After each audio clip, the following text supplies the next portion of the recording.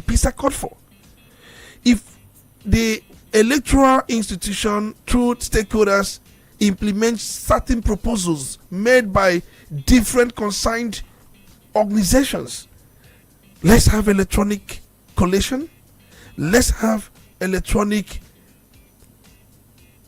transmission of results, and possibly let's have vote by mail and some other methods of voting apart from appearing before the polling booth and cast a vote. Because the process we are undertaking now deprive a lot of people from casting their vote. There are those who will be in the hospital, but they can make decisions where they are right in the hospital. We've seen security agents not being able to vote, and we've seen situations that people may not be convenient. They won't be too convenient to vote for one reason or the other. What are we doing to make sure that we remove these barriers, these bottlenecks, and make sure that the process is transparent? So the piece of a thing is an indictment of the rot in the system. Now, that is why let's go this very way now, because yesterday I mentioned that the governor of Anambra State, Professor Chukwuma Soludo, he assured on behalf of the candidates of all the parties taking part in this election that they are going to adhere to the peace accord. And he said, which I'm going to quote, and then we'll now make reference to what happened yesterday. He said, "The candidates are all my friends. The Rofo fight will end on Thursday, and by Sunday, we will all go for Thanksgiving. It is the Anambra way. When we fight as if there is no tomorrow. But after that, we get back and begin to dine and wine together. I thank the Kuka Center for initiating this. This is my second time I'm participating in this. And reading through the wordings, it is quite important to our democratic process, and we hope that we internalize all the wordings." And he said to my colleagues, "What we signed today is something we should go home with and give to our campaign partners. What we have signed today is a secret oath. As we go home, let us try to domesticate the oath we have taken." Because outside what we saw yesterday, which was for the optics, then the message, is it going to be cascaded to the foot soldiers? Because if there's going to be any violence, it's not going to be the candidate, it's going to be those foot soldiers. Now, something happened yesterday. We saw a video circulating on social media when the deputy governorship candidate of APC, the video shows where she approached somebody and she was talking to somebody, and then the governor of Anambra State was somewhere close, looking at her like somebody who was expecting somebody to come for pleasantries, and it didn't happen. Then APC state chairman approached her. I don't know what he was telling her, but she rebuffed him and then went her way. We have seen an explanation coming from the media assistant to the senator, trying to explain what actually happened, saying that what had been put out was a misrepresentation of what actually happened. But either side of the narratives, whether they are correct or incorrect, what we want to look at is that action that happened yesterday. Was that not a depiction of the angst that has been between the side of the governor and then the camp of APC deputy governorship candidate, talking about Senator Chekunife? I guess the whole thing was just a drama for me. And there are people that are dramatic in nature, but it does not tell that they have a bad mind or not. Just like I have said many times, Anambra type of politics, yes, politics of Akon, that is it, but it does not go beyond that. And in the last election, outside the candidate of Labour Party kidnapped, I'm talking about governorship election, we didn't see violence apart from those. So that thing in that video, is it a sign of acrimony that you cannot criticize me, question my certificate and then expect me to come for us to exchange pleasantries? Is that a sign of acrimony, or perhaps we are blowing that out of proportion? I think the issue is this: if you are to box me to talk about that video, for me, which is immaterial, the only thing I can say is the fact that from what I gathered, the candidates to the election were the one invited. The deputy candidates are not involved. in peace accord. Deputies are not involved. The people involved are the candidates, not their deputies. So from the report I got,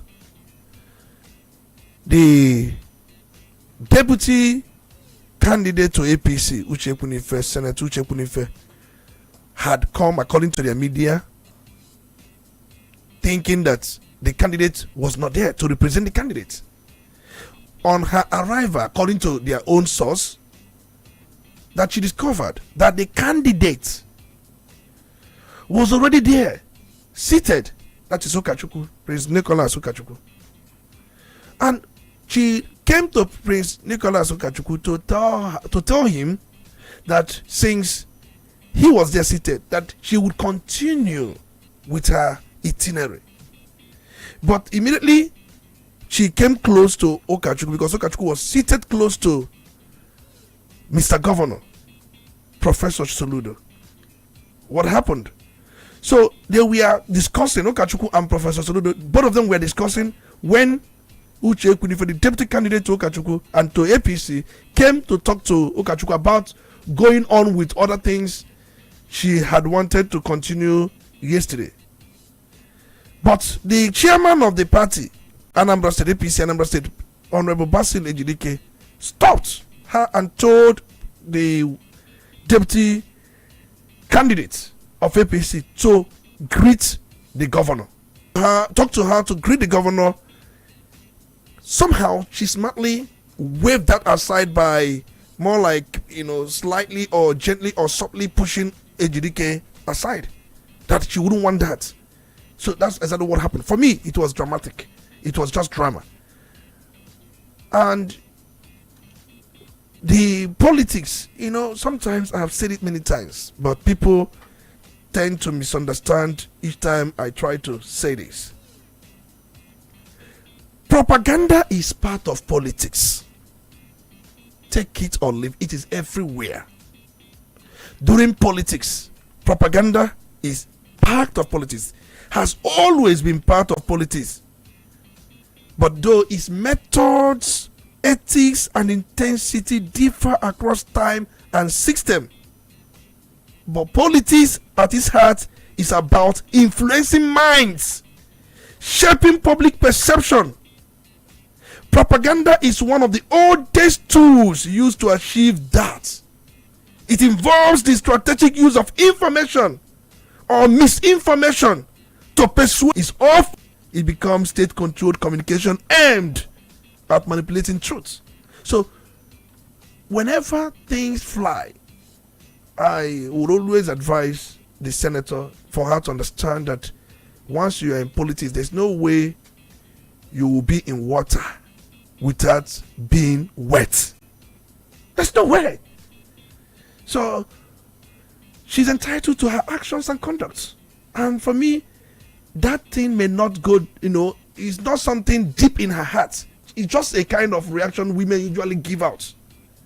So, let her know that it's all about politics, propaganda, campaign. These are things that you should understand. But she has to, for me, I remember this thing happened to Senator Anduba.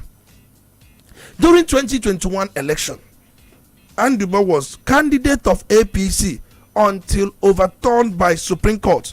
And there was a political debate. And remember, if you could recall what advisor, from being made special advisor on economics matters then to the Supreme Court, and he said that Obegeli Ezekwesili was there. Professor Soludo rebuffed that, said it was inaccurate, and challenged him, telling him that you did not have qualification to even run for this election. That the secondary school you are saying that you attended was not created when you made allusion you attended it. And Anduba then was mostly called Dr. Anduba, that he obtained PhD degree in Canada. Soludo busted it. And since that period, Google deleted the word doctor from Anduba's name. So it was such frantic effort. But Anduba, being a man, did not take it so down. He knew it was politics. So Soludo saying that you don't have qualification, that your PhD was gotten from degree mill somewhere in Hawaii, not recognized in United States of America, not recognized in Nigeria, that it is fake. He did the same to Anduba, and the Google also deleted that. This thing are part of politics, and you should expect that once the elections are over, these things will drop them. So, I get fairly agile. All right, so let's go for this very commercial break. We'll be right back. Stay with us.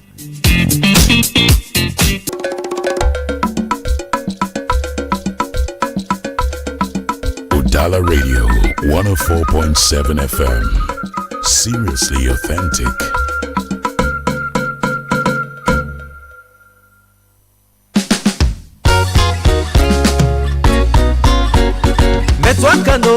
Metwaka no be, when them metwaka no be, so bend you woman, metwaka no be, go nyanga na one day, metwaka no be, to bebe zero kuko, Mamba foga chipozo, Mamba fona chofu mame mafuma, metwaka no be, tulera fuga fotuki, oba tuga chipozo,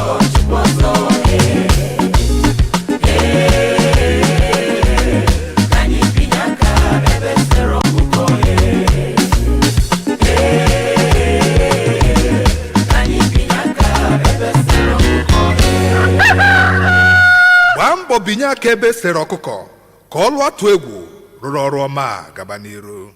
Your number one quality bread. Wendy's bread. For your family breakfast. Wendy's bread. Apache chane dosialo. Wendy's bread.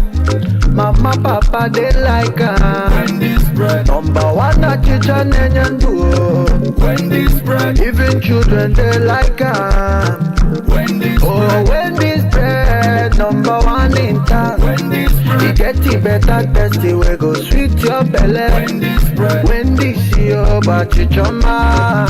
Wendy's bread. Number one the champion.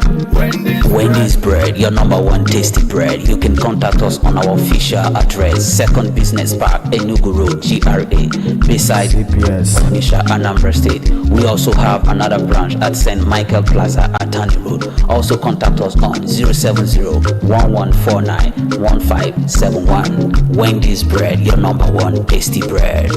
Wendy's bread.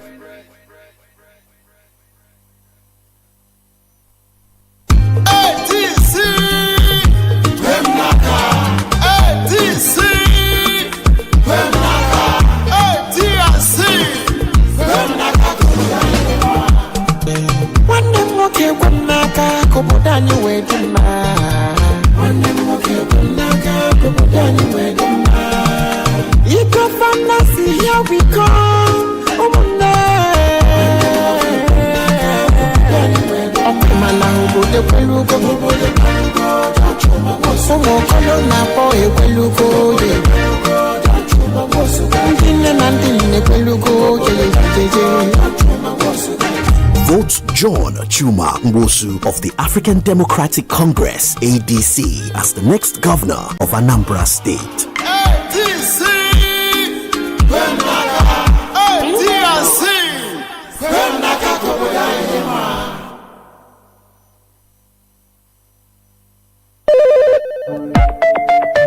Udala Radio 104.7 FM.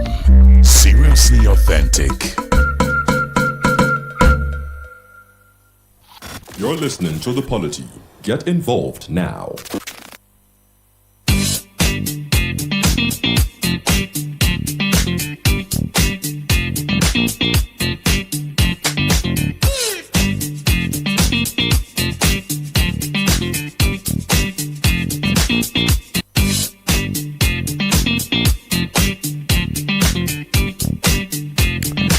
Okay, so you're listening to the Polity on Udala Radio 104.7 FM, where we get to bring you headlines from various newspapers and then take our conversations from the most topical issues as contained in these various newspapers. And because we're going for Anambra global election, of course, we keep on making Anambra a topical development on this very platform until the elections are over.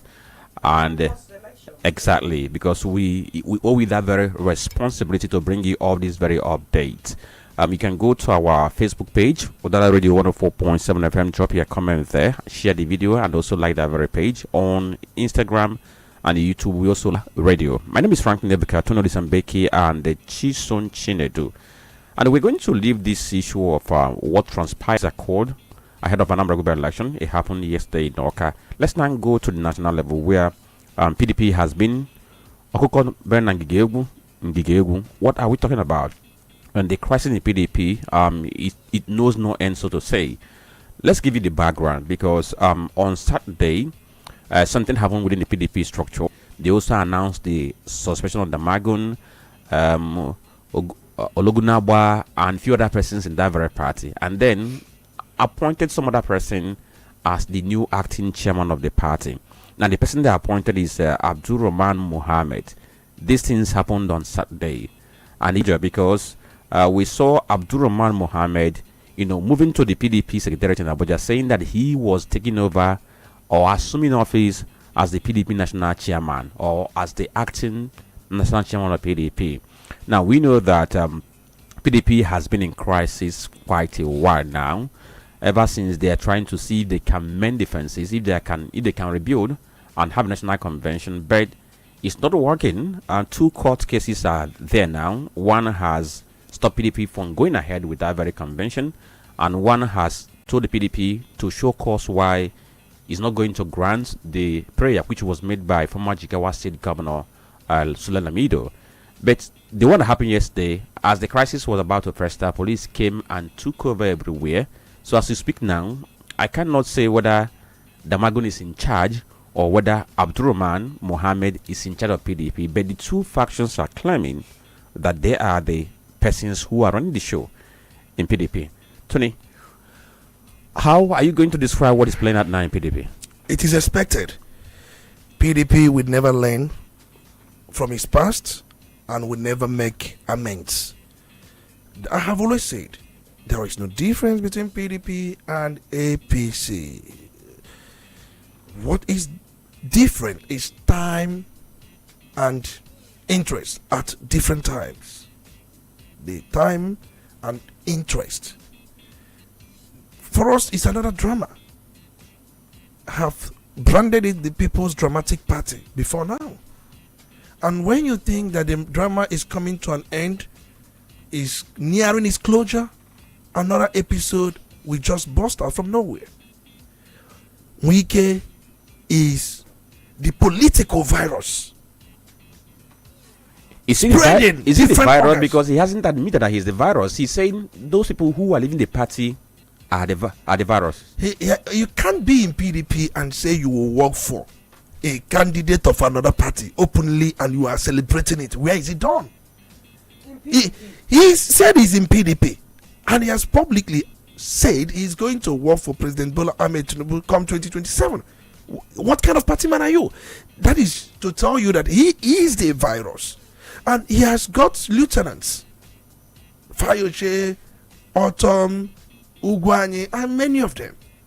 And possibly, look at the design. Yesterday, I listened to his program when he was asked if what will be his take if Makinde becomes the presidential candidate of People's Democratic Party in 2027. He started laughing. And he said he warned him that when his older brother died, that he went along with Autumn, Ugwanye, and Ohubunwa, and so many of them.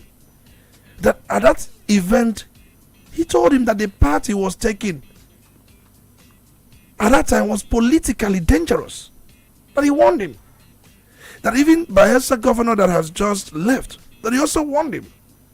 That Adeleke, he's pitching Adeleke. Because his candidacy is in jeopardy. Who is going to sign Adeleke's nomination form for the off-cycle election in Osun State? He said he warned Adeleke that he should leave that party immediately. But Adeleke wanted to leave. They shut the door on the other side. So now his nomination could be in jeopardy. Which faction would INEC recognize that will sign the nomination of Adeleke? Or would Adeleke play the game of George Mohalo of Labour Party in Anambra State, where Abuja signed it, he denounced, in fact, his own Abuja and joined Obi camp and met with Obi to retain his candidacy. It's called combined service. Oh, combined service, okay. All right, in any case, probably Adeleke may opt for this combined service and then possibly get combined Holy Communion. But the truth remains that Wike is the one doing all these things. We know that he single-handedly implanted Anyanwu. If Damagon had recognized Jude Udokoye, that would have made Peter Mba to delay his imminent move to APC, because that was the only thing Peter Mba of Enugu State, based on his defection, and he said he was going to take a radical decision if Udokoye was not reinstated as the only endorsed secretary of the party from Southeast, endorsed by Southeast Caucus. So what you're saying now is that whether Udokoye was endorsed or not, Peter Mba was going to leave. The implication is that it was simply going to be postponing doomsday. And the problem on the table of the PDP is not about postponing doomsday when it happens or how it happens. It's about the fact that something is happening and they need to stop it. When it happens, it's inconsequential. Looking at the fold of the PDP right now, how many governors do they still have in the bag? It doesn't make any sense. When they leave, is inconsequential. What do they do to make them stay and possibly even get more? If Jude Udokoye was installed and if they had snubbed all these Wike's braggadocio, for you to hold a convention, for you to hold anything, the national chairman has to sign, the national secretary will also sign. These are the two signatures needed. And Wike was fighting to make sure that he owns one signature through Samuel Anyanwu. And PDP saw the drama. They neglected that. If they had ensured that Anyanwu did not get in there, it would have been a way to get Wike off a limit. But they allowed Anyanwu, a stooge for Wike, somebody who has been doing exactly what Wike has scripted. So what do you expect to get in return? So if Udokoye had been back in there, Peter Mba of Enugu State may not have left even this year. And you will see situations where those who defected from the party to APC, the House of Assembly members, the House of Representative members, and possibly the senators from Enugu wouldn't have done the same. But the implication now is PDP shot itself in the foot by allowing Samuel Anyanwu. What is preventing PDP from expelling Wike from the party? Expel him, let the litigation begins. See, you don't in any way apply cosmetics or apply optics when you are in full war with anybody, political war. You don't do all these things. You go, that is what Trump will call, you go blazing a gun. That is his language. It will be swift. Very swift. So, but they neglected some of these red flags. And today, now the party is fully balkanized. And the point remains that they are doing their own thing there. And one man is the landlord of FCT. You see why Anyanwu faction gained control of the party secretariat, the Wadata Plaza, because one man is the landlord of APC. Their backer, Nyesom Wike, is a landlord, the minister of the FCT. So you expect to have access to your Wadata Plaza, where is the minister? If not for anything, he will mark it for demolition. That is the only thing. If they try nonsense, Wike will mark that secretariat for demolition, and it will be demolished, and they will remind them that it is not in compliance with the FCT master plan design. So what we see here is a power play, right? And at the end of the day, among politicians, power play is expected. But where it is destroying everything that the opposition stands for, it calls everyone to sit back and question motives and outcomes. Looking at the way things are, you cannot accuse the APC, for the want of a better word, I use accusation, of trying to enforce a one-party system. But oppositions are in shambles. And so, I am curious to find out the future of Nigerian politics going the way we are going at the moment. I mean, look at the fact that the PDP, it was actually a show of shame over the weekend. I suspend the national chairman and the secretary, that, suspensions here and there. The Labour Party is not faring any better. Last I checked, the ADC is still having internal and quite like controversies over zoning their tickets. And I am curious to find out, what will it cost oppositions to get their act together? You said suspend Wike and let the litigation start. The same PDP that went to court and had issues over who is going to legally represent them. I don't know. There is difference between opposition and opponent. Political opposition and opponent. I have listened to some people, they will tell you what we have in Nigeria seems to be opponents. We don't have opposition. Okay. And when you talk about opposition is there to look at government policies, they object it, ethically trying to bring in better alternatives, trying to influence the people that these alternatives remain the best for them, which if given chance, given space, they would engender that, and it would come to be something that will alleviate their pains and so many things. So opposition is ideological. Opponent is somebody that once the election bell is rung, the person stands as a contestant. That is opponent. There's no this followership, ideological programs he has against what the government in power is doing. So that is just that. So I think that's probably what APC is planning to reduce the country into.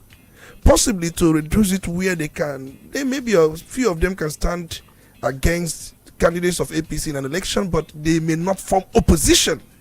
But Wike has been doing the yeoman's job as far as that is concerned. He has obliterated PDP. He has in any way used his belligerent forces and powers to put them where they belong, and that hasn't stopped. What is left is for Wadata Plaza to be mowed down because it may not be in compliance with FCT master plan design. Okay, so that is what is left. As it stands now, PDP has 2 offices in Abuja, one called Wadata Plaza, and then the other one at is called Legacy House. So attempts were made by this Abdurrahman faction, led by Adam, for them to take over for these 2 places, but tension rose, and there were some resistance coming from people loyal to the other party and the other faction. So what we know now is that, according to reports, the 2 offices are under lock and key by the police, because police wants to maintain law and order within that very area. Now, let's get back to what happened on Saturday, Tony.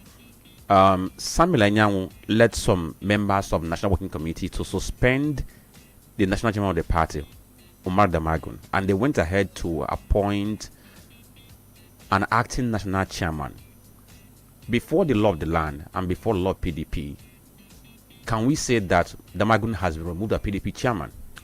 Can Anyanwu, as national secretary, lead the charge to remove the national chairman of the party? Remember, for national chairman of a political party or acting national chairman of a political party to be removed, there are 2 organs that can always effect that. I think 3 organs anyway. The Congress, which is the highest decision-making organ of the party, followed by the NEC, National Executive Committee of the party, comprising the NWC and all elected offices, and those who had held such offices in the past. They're more like a complete council. Then you also have the NWC, the National Working Committee. These are the 3 organs that can effect suspension of the national chairman.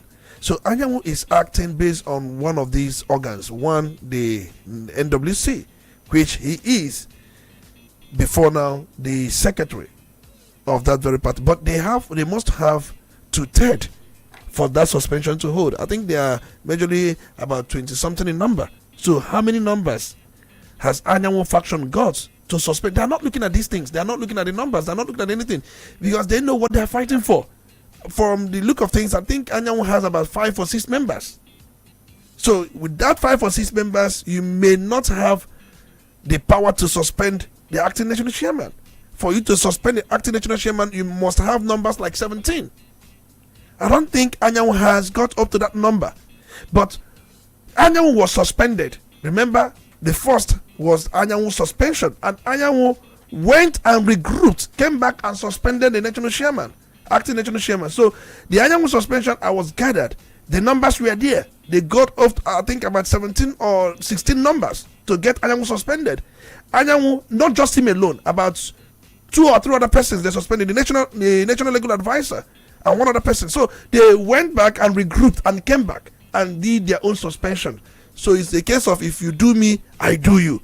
But they are not looking at their constitution now. In this, I do you. So before the law, the new acting chairman they appointed is not known. It's unknown to the law.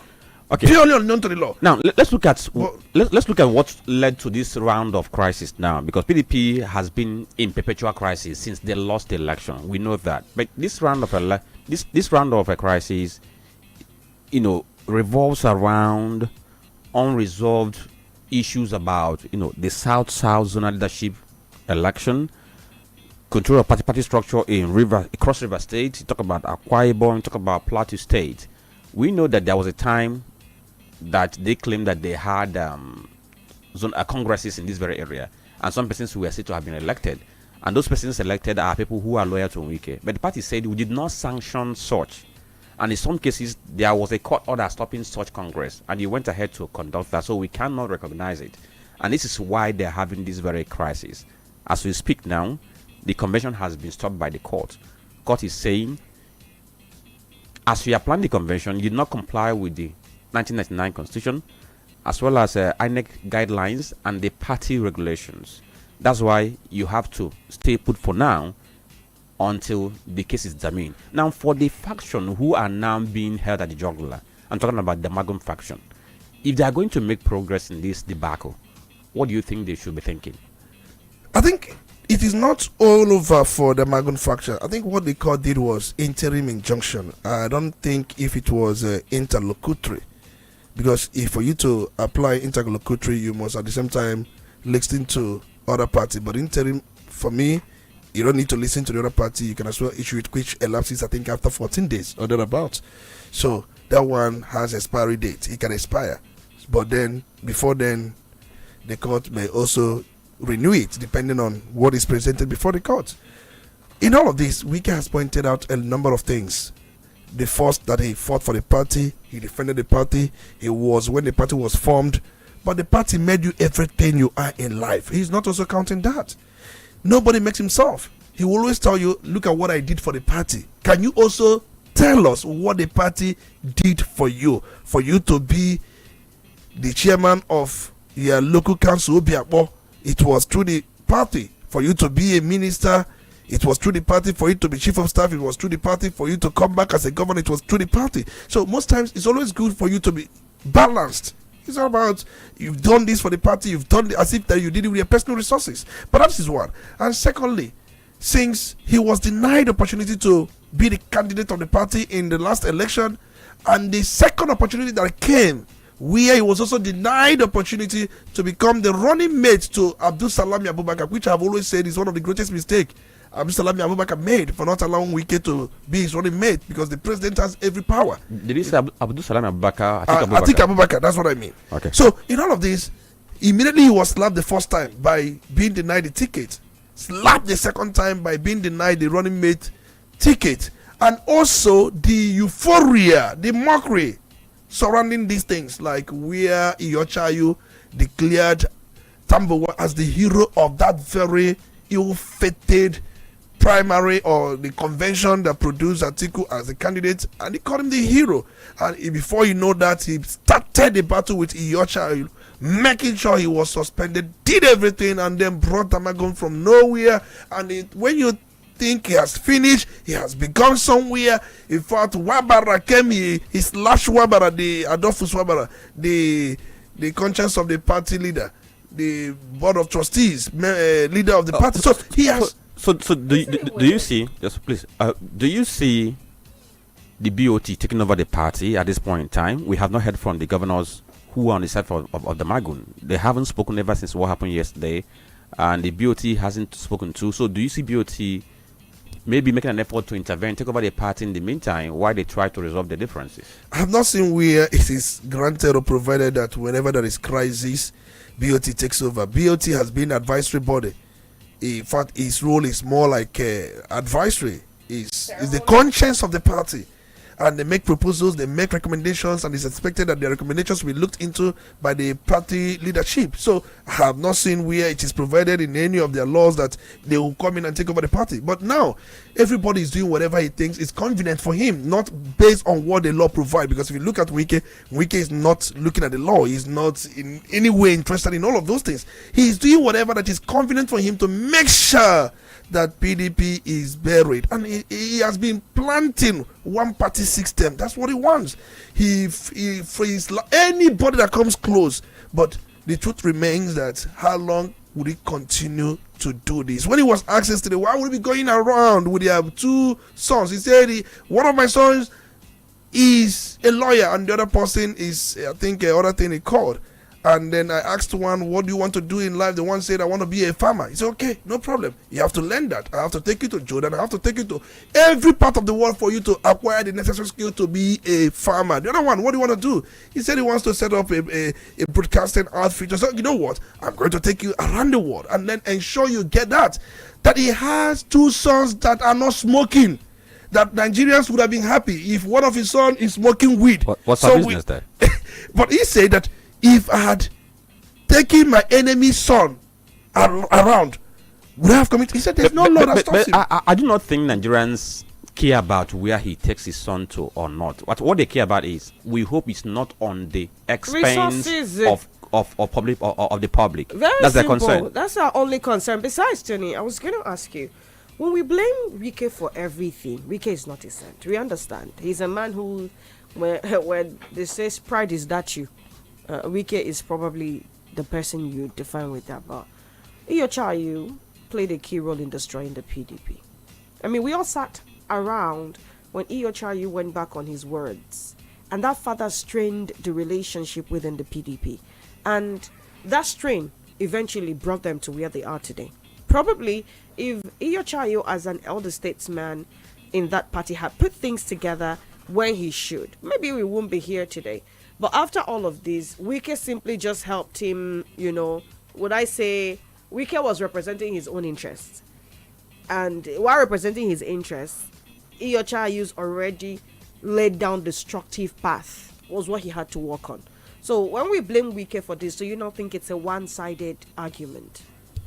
Wike is not alone in this, because something triggered all this, and those things that triggered some of these things were avoidable. And it was a case where some members of the party demonstrated before the general public where they belong. Those who were expected to play a neutral role were playing a partisan role as if they had collected dollars from Atiku. So that is just about the reactions Wike has given so far is thunderous and overreaching. That's the point. Outside that, and then you said something about, yes, the resources, and nobody has accused him of using state resources to take his sons wherever he wants to take them. He said he's a proud father that is proud because none of his sons is smoking weed. That I don't know, probably is the indicting other politicians that have their children smoke weed. But if his sons are not smoking weed, are they also drinking? Because he has been accused of drinking by Rotimi Chibika, who said that he takes a lot of alcohol. So maybe on the day they are going to find a saint in the beer parlor, they can discuss that.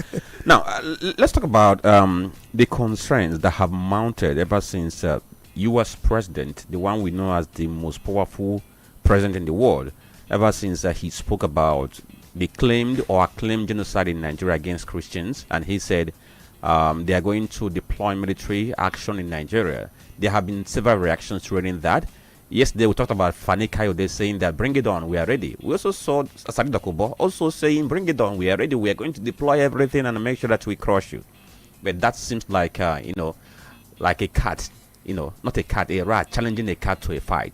Now let's talk about the fears about what could be the economic implications. If you read Guardian of today, you will see that very threat of military action by the US president, that it has mounted some anxiety, and the people like the Center for Promotion of Private Enterprise, they are warning that it could come with some economic consequences where it could scare investors and trigger investor flight. But we have heard from the Oxford economists saying that, okay, we're still giving assurance that oil exports are going to remain secure despite this potential risk associated with this development. And if you check Punch this morning, you'll see that Punch is reporting that the president is now making a move to appoint ambassadors, that the list has been there before the Senate, and we learned that they have done their vetting. And what has kept the appointment, we do not know. But from what we read this morning, that efforts are being made to ensure that ambassadors are appointed, so that in cases like this, you can have a channel through which you can, argue your case out. It's more like going into any dispute disarmed in all angles. We are disarmed. Nigeria has no ambassador in United States of America, and just not in US, in every part of the world. We don't have high commissioners, we don't have ambassadors. And remember, in September 2023, President Tinubu ordered the recall of all career and non-career ambassadors posted abroad. And since that recall, replacements have not yet been made. And it is just one of the things that has also prolonged this issue. Ambassadors play diplomatic roles. Whenever there is a tension between countries, ambassadors go in. In fact, they try to use their engagement to bring it to a level. And most times they try to see to where they can put in meetings between the two leaders. Nobody is doing that for the country. And it's a shame on us, because we are all involved, that we don't have ambassadors since 2023. Is a big shame. And the only reason given is because lack of funds. That some of the places and residents of these ambassadors, they need to be refurbished, they need to be worked on, and the funds to do these things are not there, and you have to do it in their own currency.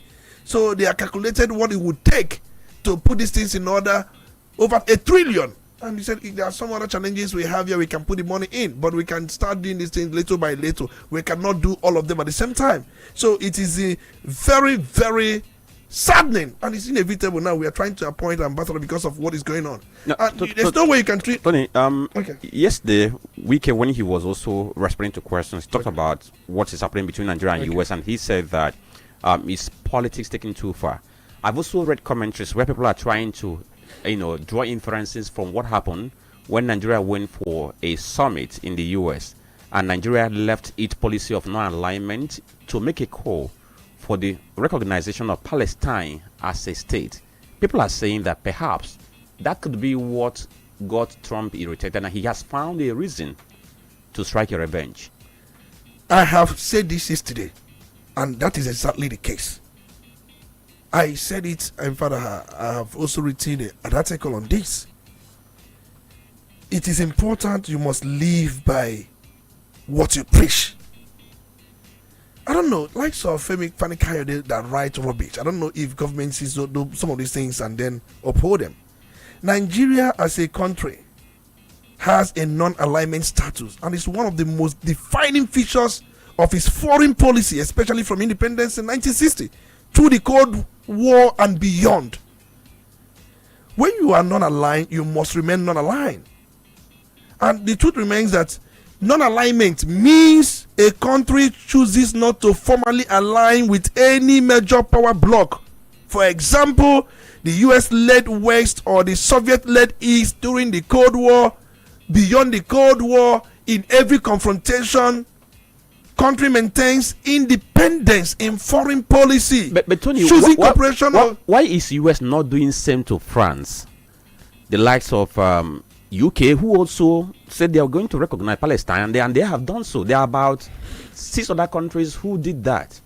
Nigeria only called for 2-state solution, but there are some countries who have even they have taken a step ahead to recognize Palestine as the state as of September this year. The likes of Canada and co.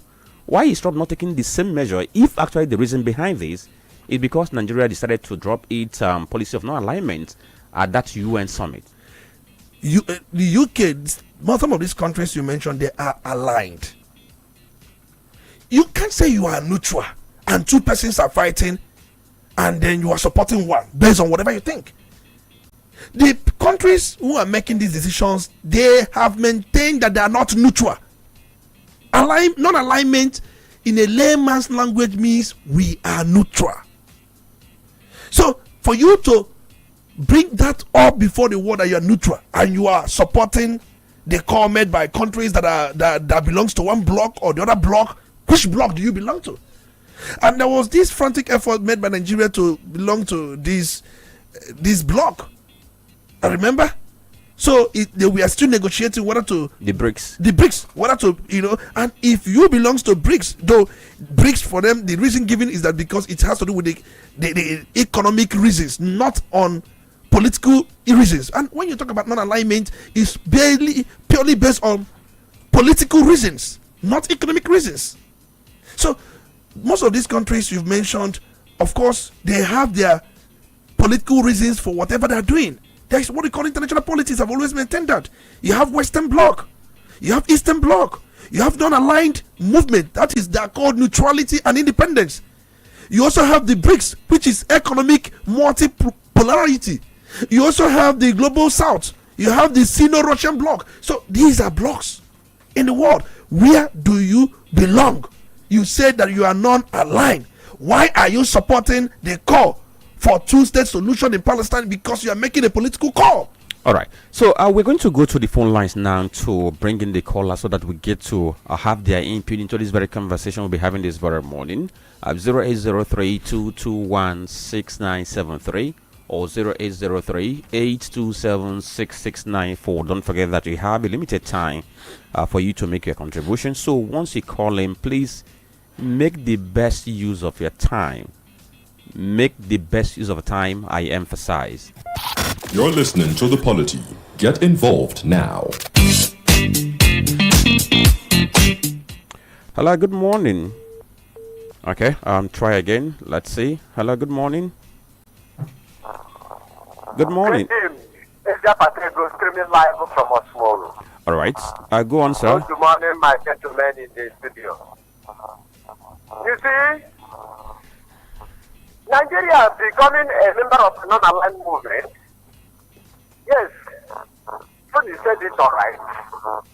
But supporting a two-state solution in Israel is not the only crime. Even I don't see it as a crime by Nigeria.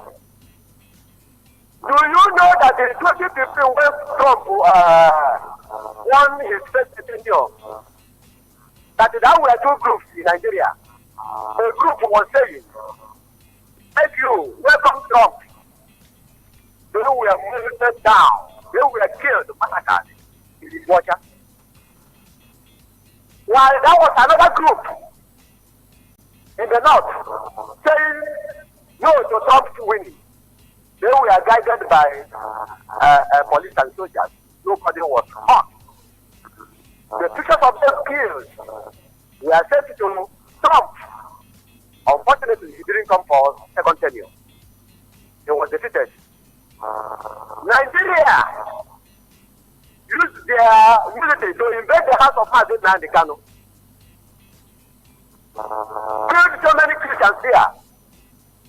Nigeria invaded Kenya and committed crime against humanity. Trump was watching. Trump gave Nigeria so many names of those who were sponsored terrorism in this country. Did Nigeria arrest anybody? Was anybody tried? Those people named, was anybody captured, tried, or jailed? Nigeria under Buhari. Okay, please manage your time very well. Against the North. Boko Haram herdsmen, which ranks fourth most dangerous organization in the world, are thriving in Nigeria, being aided and abetted by politicians. All these things, American government, particularly Trump, was recording. All right, thank you.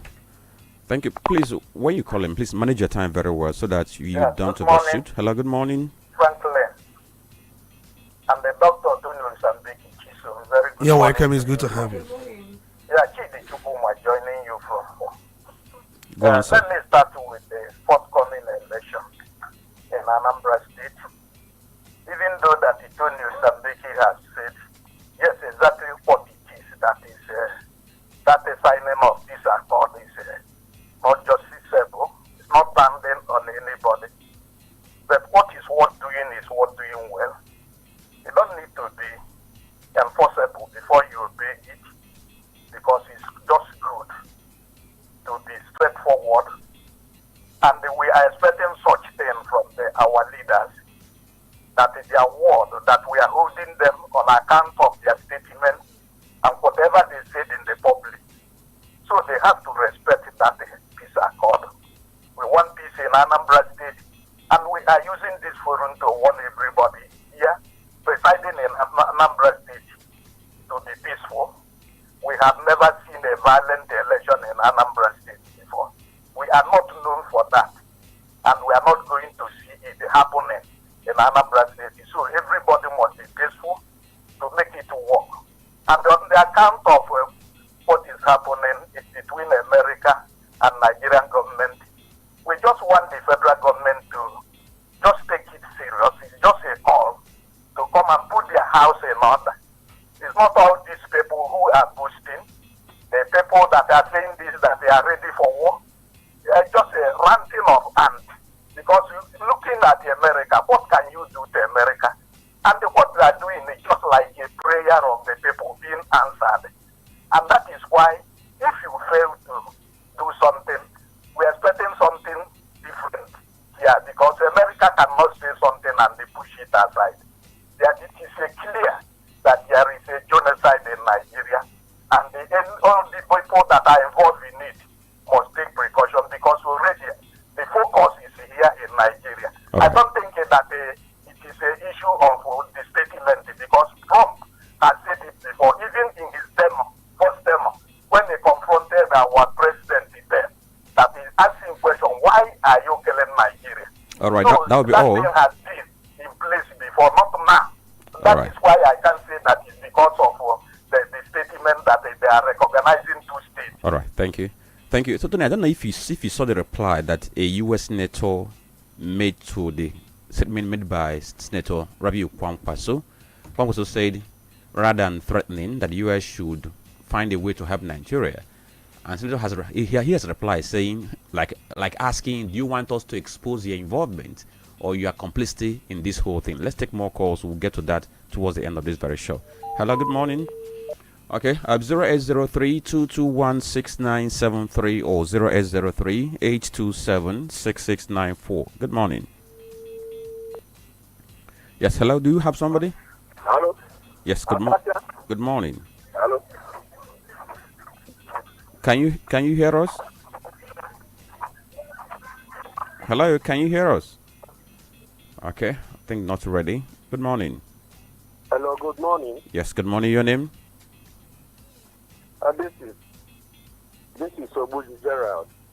Okay, from where? From Mawada. Go on, sir. Thank you so much. My concern on what you've been discussing all along, let me go to the politics before.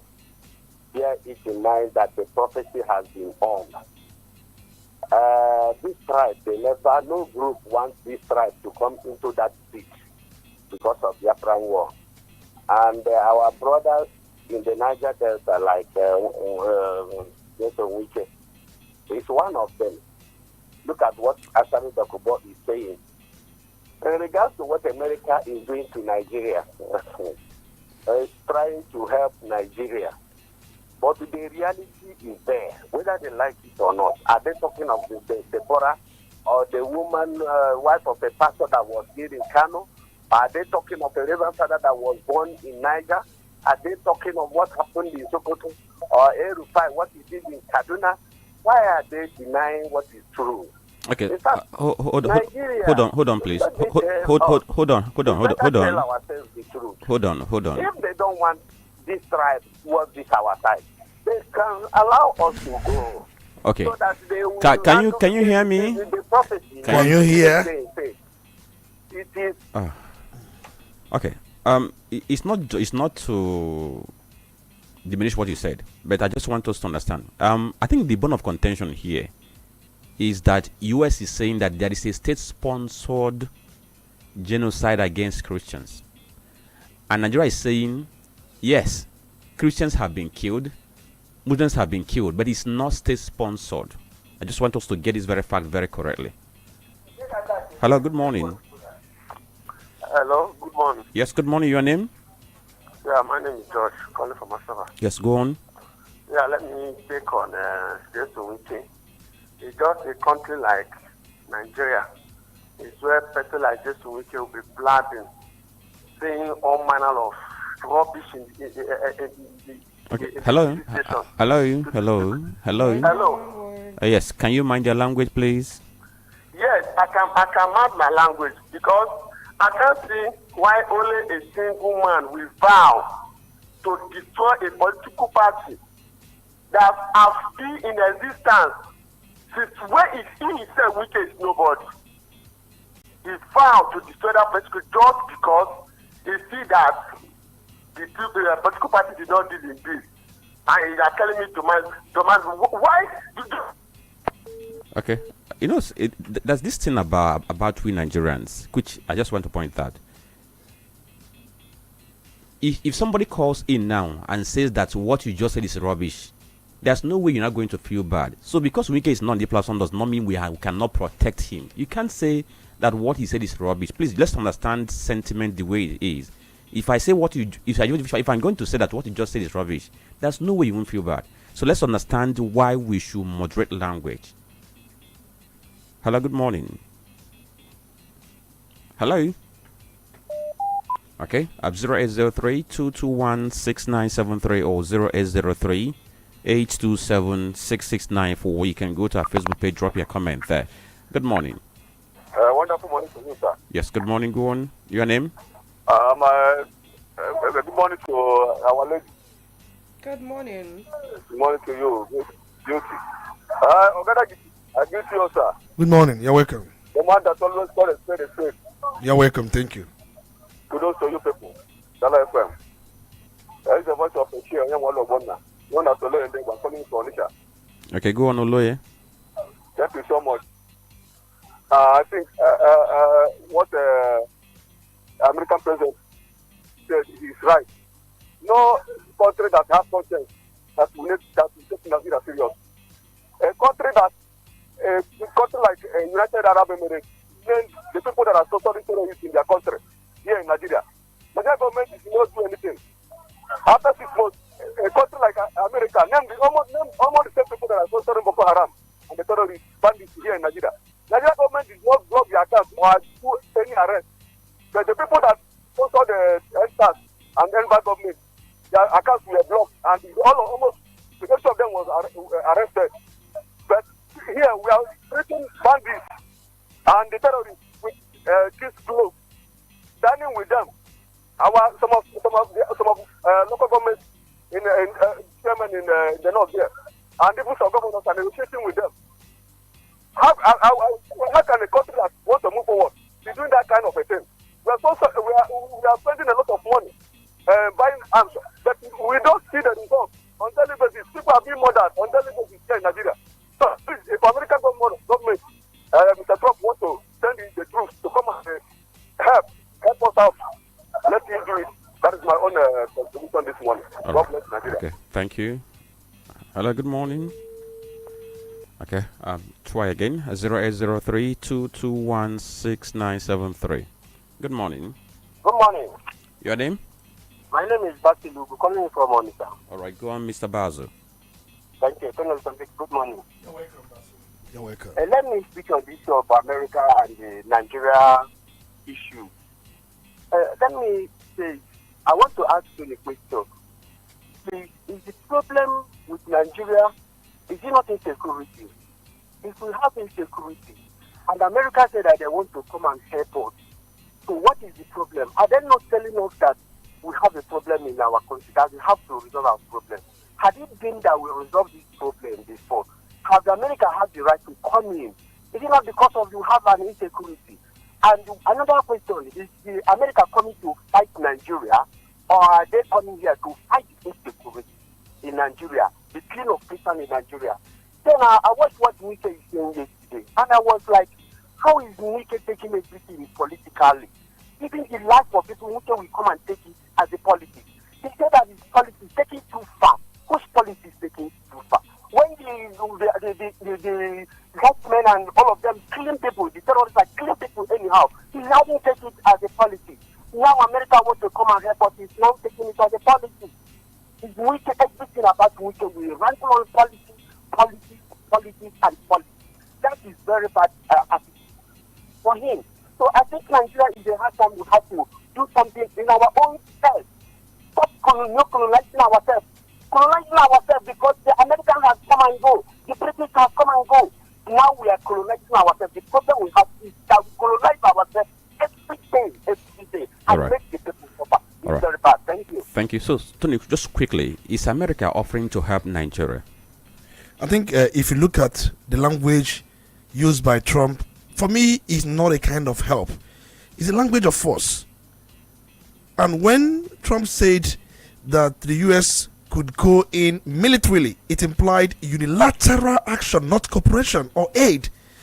Because I was listening to Danny Bola when he said that the U.S. cannot come in if we don't invite them. But from what Trump is saying, he's talking about invasion.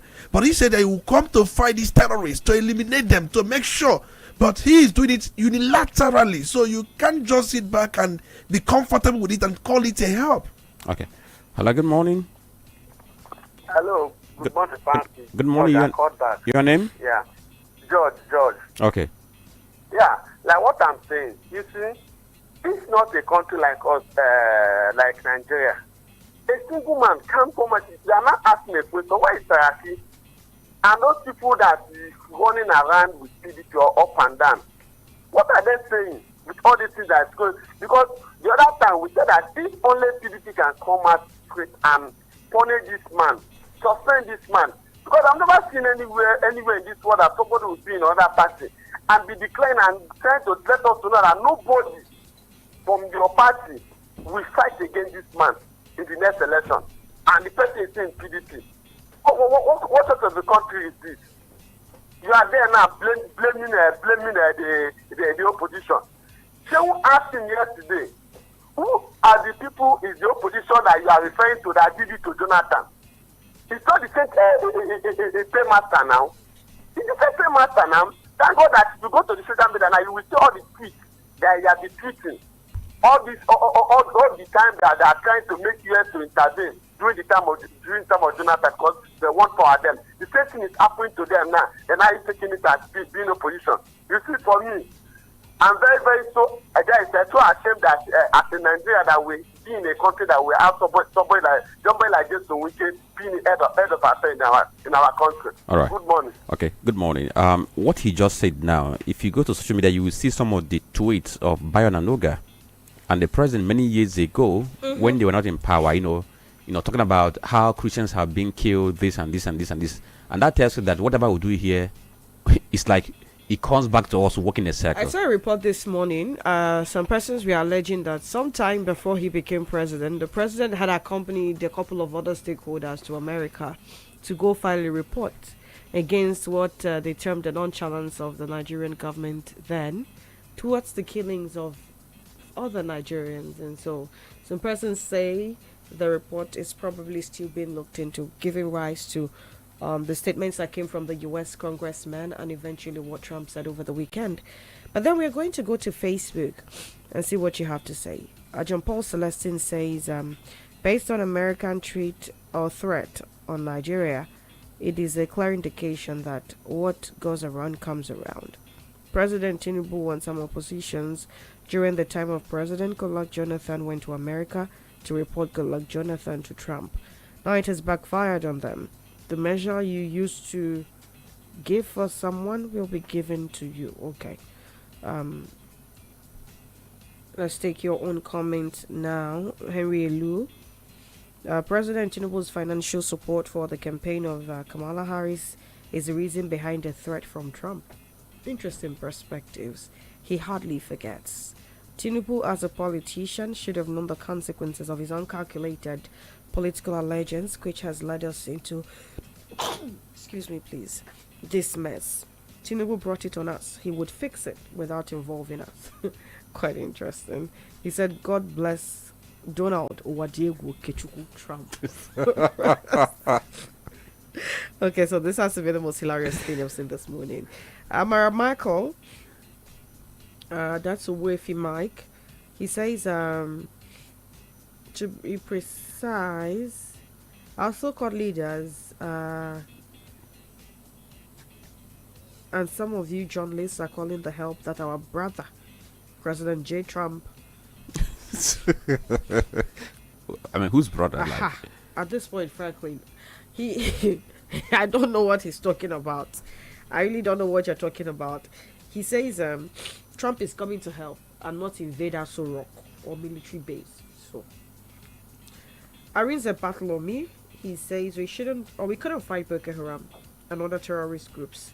Someone from a distant land has volunteered to help. The government of the day and its agents have become restless, as if they are terrorists. Okay, even may thrive for a while. Justice and equity will always have place. I think the question isn't about where this help is coming from. The question is the cost of salvation. That's what many Nigerians are asking. It's not to, nothing is really free in Freetown. Chimobao May says, the reason why Ricky and others are doing this is to cover up their crime and the state money they've siphoned during the time they are governors to avoid AFCC. Also, Francis said, troops killed 19 bandits in Kano. That's a good one. Northern leaders should stop pampering and romancing bandits, but rather use maximum force. Okay, Okoyang Olika. Good morning, we see you.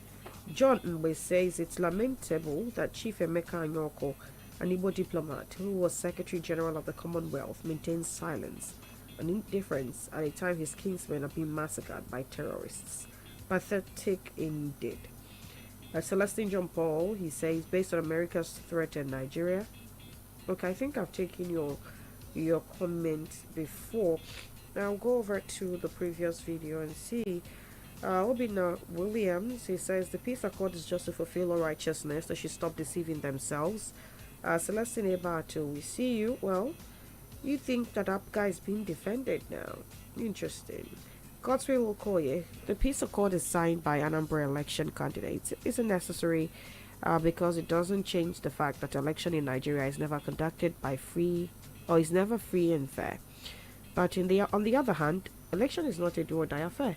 The difference between APC and PDP is just the alphabet. It is the same politicians that run both parties. Okay, so at this point in time, so we get to wrap up. But Sonny, there is this commentary somewhere that the Nigerian government or some persons who are in the corridors of power are concerned about what Trump said. They are trying to stop him from coming to Nigeria to do whatever he wants to do because they are afraid that their complicities in the insecurity in the country, might be exposed. This is a commentary somewhere. Then, on the comment that we have seen, how do we place our philosophies as a people or as individuals when it comes to issues either affecting Nigeria or Africa, whereby we take a stand A on one matter, then when we cross over to the other side, we take a stand B. What am I saying? Many Nigerians praise the Sahelian countries like Mali, Burkina Faso when they severe tie with France, saying it's time we do away with all these people who have military bases, in this very country. And then now we have Nigeria in the mix, and it seems like the stance is changing. So let's address this quickly before we leave.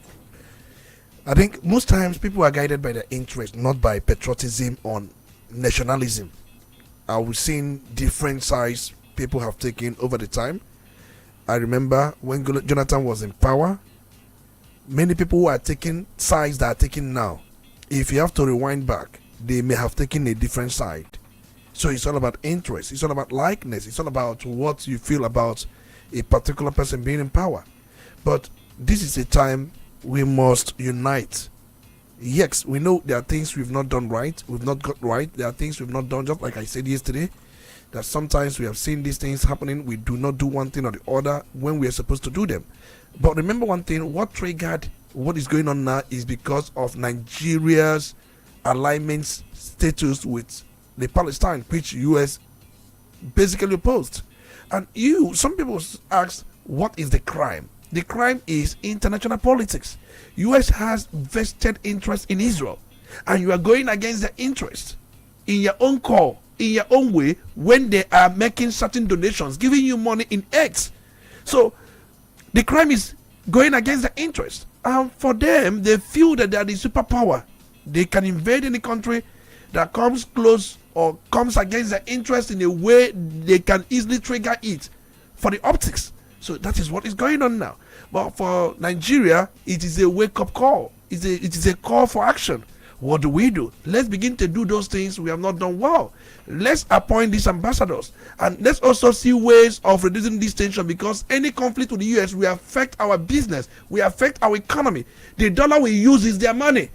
The dollar in our foreign reserve is their money. So you cannot extricate yourself from US in any way. So it is important we know that. Okay, we have to leave. I don't know whether what we're having now between Nigeria and the US can be likened to what I saw this very morning, where a woman said that that her daughter gave Nedimoko $50,000 for him to run his campaign. No comments. Let's talk about that on Cherry Box, guys. 12:25 p.m. So you can hear. So we just gave you a hint of what could happen on Cherry Box. November is about to be an entire movie. All right. So, thank you all for listening. My name is Franklin and Ebuka. Good morning.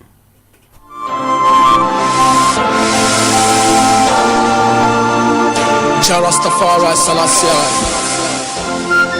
Ole Emmanuel I.